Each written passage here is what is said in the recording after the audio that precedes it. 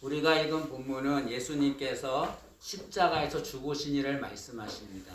예수님께서 십자가에 매달리셨습니다. 그러자 신기한 일들이 일어났습니다.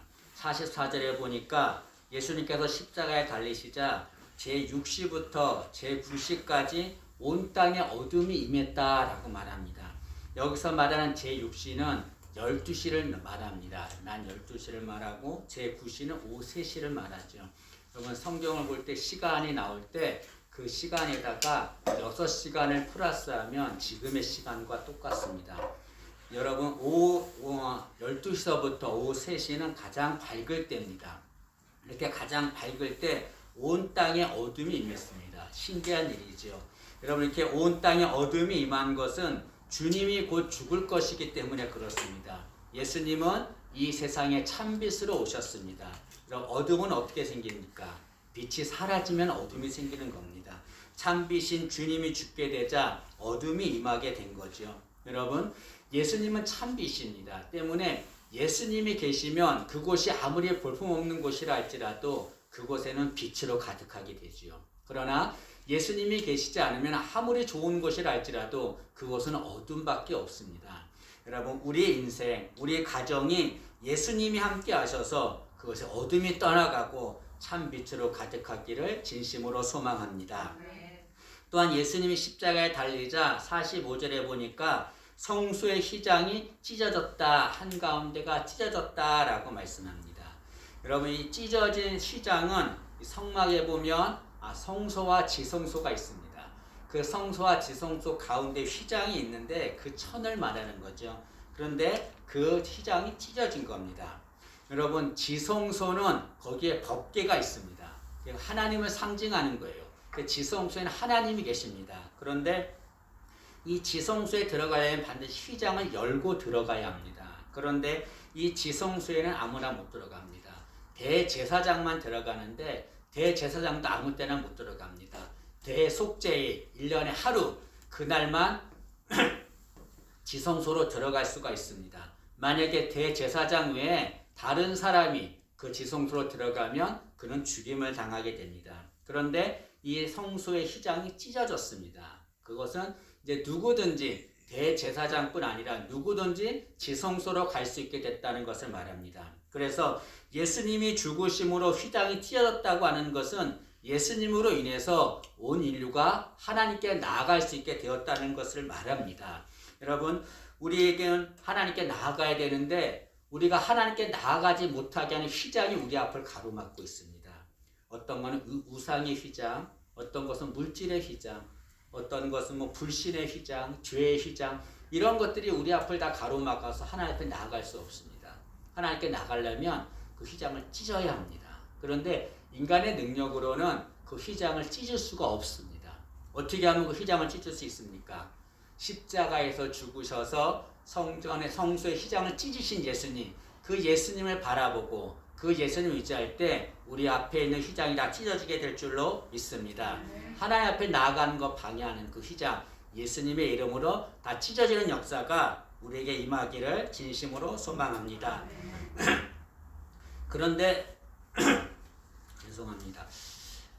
제가 이 말씀을 묵상하면서 생각한 것은 예수님 십자가에 달리실 때 어둠이 임하고 휘장이 찢어진 것은 아마 하나님의 마음을 표현한 것이 아닐까라고 하는 생각이 들었습니다. 여러분 예수님은 하나님의 아들입니다. 근데 그 아들이신 예수님이 처절하게 죽어가는 거예요. 그 모습을 아버지 하나님이 도저히 볼 수가 없는 겁니다. 도저히 볼 수가 없어서 하나님께서 예수님의 죽음을 보지 않으시려고 온 땅을 어둡게 한 것이 아닌가라고 생각합니다. 또 하나님은 예수님이 죽으실 때 그 마음이 어떻겠습니까? 마음이 찢어지겠지요. 그 마음을 표현하기 위해서 내가 정말 아들 예수가 죽는 것이 내 마음이 찢어진다라고 하는 것을 표현하기 위해서 성소의 휘장을 찢으신 것이 아닌가라고 하는 생각이 듭니다. 여러분 하나님은 예수님을 십자가에 죽게 하셨습니다. 하나님은 예수님을 십자가에 죽지 않게 하실 수 있습니다. 그럼에도 하나님은 예수님을 십자가에 죽게 하셨어요. 그러면서 고통스러워 하셨습니다. 이해가 되지 않잖아요?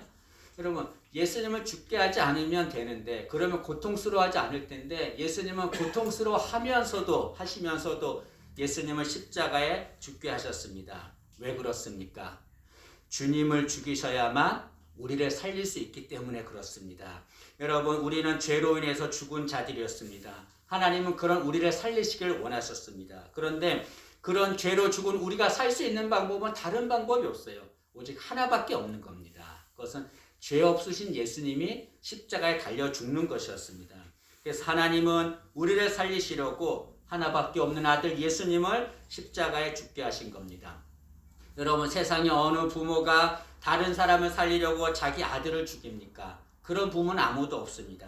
그런데 하나님은 우리를 살리시려고 아들 예수를 십자가에 죽게 하셨습니다. 이것은 하나님의 사랑을 말하는 겁니다. 하나님은 우리를 살리시기 위해서 당신의 아들 예수님을 죽이실 정도로 우리를 그렇게 사랑하시는 거죠. 여러분, 아가서 8장 6절 말씀에 보면 사랑은 죽음같이 강하고 라고 하는 말이 나옵니다. 사랑은 죽음같이 강하고, 이 말의 뜻이 무엇입니까? 여러분, 이 세상에서 가장 강력한 것이 뭐냐면 그것은 죽음이에요. 왜냐하면 어느 누구도 죽음을 피해갈 수 없기 때문에 그렇습니다. 모든 사람은 다 죽습니다. 죽음은 강력한 힘이 있습니다. 그런데 이 죽음같이 강한 힘이 있는, 강한 것이 있는데 그것이 하나님의 사랑입니다. 그래서 사랑은 죽음같이 강하고는 하나님의 사랑은 그렇게 죽음처럼 강하다, 위대하다, 놀랍다는 것을 말하는 거죠. 이 세상에 하나님의 사랑보다 강한 것은 아무것도 없습니다. 하나님은 그 위대한 사랑을 우리에게 보여주셨습니다. 아들 예수를 십자가에 죽이심으로 우리에게 보여주신 거죠. 우리가 할 일은 무엇입니까? 그 하나님의 놀라운 사랑, 위대한 사랑에 감사하면서 살아야 되는 거죠. 어떠한 경우에도 여러분, 하나님의 사랑을 의심해서는 안 됩니다. 저는 제 얘기를 하면은, 저는 이제 예수님 믿고서 이제 신학을 하고 이제 사역의 길을 가는데 예수님이 살아계시다는 걸 알아요. 하나님이 저를 사랑한다는 걸 압니다. 그런데 힘들 때마다, 어려울 때마다 하나님의 사랑을 의심할 때가 있습니다, 여러분. 우리 성도님들은 어쩔지 모르겠지만 저는 그럴 때가 너무나 많습니다. 하나님이 나를 사랑하지 않는구나. 그래서 내가 이렇게 힘들고 어렵구나 라고 하면서 어려울 때 하나님의 사랑을 의심할 때가 많이 있습니다. 그러나 여러분, 우리가 어려움을 당할 때도 하나님은 우리를 사랑하십니다. 절대로 어떠한 경우에도 아무리 어려움을 당한다 할지라도, 죽음의 순간이 온다 할지라도 하나님의 사랑을 의심해서는 안 됩니다. 예수님이 십자가에 달리셨습니다. 그러자 온 땅에 어둠이 임하고 홍수의 휘장이 찢어졌습니다. 그러자 예수님께서 큰 소리로 아버지, 내 영혼을 아버지 손에 부탁하나이다 라고 말씀했습니다. 이 말씀은 예수님께서 십자가 위에서 7마디 말씀을 하십니다. 그걸 가상칠언이라고 하는데 그 가상칠언 중에서 맨 마지막에 하신 말씀입니다. 예수님은 하나님께 기도하는 거죠.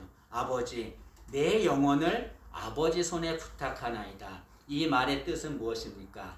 하나님, 이제 나의 영혼을 하나님께 맡기니 나의 영혼으로 하나님의 뜻인 인류를 구원하는 것에 나의 영혼을 사용해 주옵소서. 내 영혼을 하나님께 맡기니 내 영혼으로 하나님의 뜻을 이루어 주세요 라고 기도하는 거죠. 예수님은 하나님께 당신의 영혼을 맡기셨습니다. 우리도 예수님처럼 우리의 영혼을 하나님께 맡겨야 합니다. 여러분, 왜 우리의 영혼을 하나님께 맡겨야 합니까? 그것은 하나님께 우리 영혼을 맡기면 하나님이 우리 영혼을 책임져 주시기 때문에 그렇습니다. 여러분, 영혼은 죽음 후의 삶입니다. 죽음 후의 삶은 누구도 우리를 책임져 주지 못합니다. 물질이 책임져 줄까요? 천만의 말씀이에요. 권력이 책임져 줄까요? 부모와 자식이 책임져 줄까요? 어떠한 것도 우리의 영혼을 책임져 주지 못합니다. 오직 우리 영혼을 창조하신 하나님, 그 하나님만이 우리 영혼을 책임져 주시는 거죠. 때문에 우리는 하나님께 우리 영혼을 맡겨야 합니다. 성경에 이렇게 자신의 영혼을 하나님께 맡겨서 하나님의 은혜를 받은 사람이 있습니다. 그는 스데반입니다. 스데반이라고 하는 사람이 복음을 전했습니다. 그러자 그 복음을 들은 사람들이 돌을 들어서 스데반에게 던집니다. 죽이려고 한 거죠. 스데반은 돌을 맞으면서 죽는 상황이 되었습니다. 그런 죽는 상황에서 스데반은 자신의 영혼을 주님께 맡기는 기도를 합니다. 사도행전 7장 59절입니다. 그들이 돌로 스데반을 치니 스데반이 부르짖어 이르되 주 예수여 내 영혼을 받으시옵소서. 스데반은 죽는 순간에 자신의 영혼을 주님께 맡깁니다. 그로 인해서 하나님은 스데반의 영혼을 책임져 주신 거지요. 여러분, 스데반처럼 예수님처럼 우리도 우리 영혼을 하나님께 맡기기를 진심으로 소망합니다. 하나님만이 우리 영혼을 책임져 줄 수가 있습니다. 예수님께서는 하나님께 자신의 영혼을 맡기셨습니다. 이것은 곧 하나님을 신뢰했다는 것을 말합니다. 여러분, 자신의 가장 소중한 것을 누군가에게 맡길 때 아무에게나 맡기나요? 가장 신뢰하는 사람에게 맡기는 겁니다. 예수님께서는 자신의 영혼, 하나밖에 없는 영혼을 하나님께 맡겼습니다. 이것은 하나님을 신뢰했다는 것을 말합니다. 여러분, 예수님은 세상에 살면서 절대로 사람을 신뢰하지 않았습니다. 오늘이 종료주일인데요. 종료주일은 예수님께서 나귀를 타고 예루살렘에 입성합니다. 그러자 백성들이 자신의 옷을 벗어서 바닥에 깝니다. 그리고 종려나무까지 흔들면서 호산나 호산나 우리를 구원해 주세요 구원해 주세요 하면서 예수님을 찬양합니다. 그렇게 열렬하게 예수님을 찬양했던 그들이 5일이 지난 후에 어떻게 말합니까? 예수를 십자가에 못 박아라, 예수를 십자가에 못 박아라 하면서 저주의 말을 합니다. 여러분, 예수님은 절대로 사람을 신뢰하지 않았습니다. 사람은 항상 변하기 때문에 그렇습니다. 그러나 예수님은 하나님을 신뢰했습니다. 오늘 예수님께서 기도하실 때 뭐라고 말하냐면 하나님을 향해서 아버지라고 말합니다. 아버지라고 말하는 것은 하나님을 신뢰했다는 것을 말합니다. 여러분, 가상칠언 십자가에서 7마디 말씀을 했다라고 했는데 가상칠언 중에서 첫 번째 하신 말씀이 누가복음 23장 34절에 나옵니다. 한번 보시죠. 누가복음 23장 34절 보시면 이에 예수께서 이르시되 아버지 저들을 사하여 주옵소서 자기들이 하는 것을 알지 못함이니이다. 예수님은 가상칠언 첫 번째 말씀하실 때 하나님을 아버지라고 불렀습니다. 그리고 맨 마지막에도 하나님을 아버지라고 불렀습니다. 이것은 예수님은 처음부터 끝까지 하나님을 신뢰하고 있다는 것을 말하는 거죠. 여러분, 예수님이 십자가에 달리실 때 너무나 고통스러워서 하나님 앞에 절규하며 기도합니다. 엘리 엘리 라마 사박다니 나의 하나님 어찌하여 나를 버리십니까? 여러분, 하나님이 예수님을 버렸어요. 예수님은 하나님께 버림을 받았습니다. 그렇게 하나님께 버림받은 그 상황에서도 예수님은 하나님을 끝까지 신뢰합니다. 자신이 죽는 상황에도 하나님에 의해서 죽는 상황임에도 예수님은 하나님을 끝까지 신뢰합니다. 왜 그렇습니까? 자신이 죽는 이유를 알았기 때문에 그렇습니다. 자신이 죽는 이유가 하나님이 인류를 사랑하기 때문에 자신을 죽인다는 것을 알았기 때문에 자신이 버림받는 그 상황에서도 예수님은 끝까지 하나님을 신뢰했습니다. 여러분, 우리는 살아가면서 힘들고 어려울 때가 많이 있습니다. 예수님처럼 죽음과 같은 그런 상황이 있을 때가 있습니다. 여러분, 그런 상황이 있다 할지라도 우리는 하나님을 신뢰해야 합니다. 하나님을 신뢰하는 믿음의 사람 되기를 진심으로 소망합니다. 여러분, 신앙에는 3가지 단계가 있습니다. 크게. 가장 첫 번째 단계는 뭐냐면 지식의 단계입니다. 이것은 주님을 지식적으로 아는 거예요. 예수님은 하나님이시다. 예수님은 죽으시고 부활하셨다. 지식적으로만 아는 겁니다. 그런데 그보다 높은 단계, 2차적 단계는 확신의 단계입니다. 확신의 단계는 주님께서 행하신 일을 확신하는 거예요. 주님이 하나님이시다. 그걸 확신으로 받는 거예요. 주님이 나를 구원하셨다. 그 확신을 갖는 거예요. 나는 예수님을 위해서 구원받았다. 예수님이 나를 위해서 천국을 예비해 놓으셨다. 그걸 확신하는 겁니다. 그런데 이 확신의 단계보다 더 높은 단계, 3차적 단계가 신뢰의 단계입니다.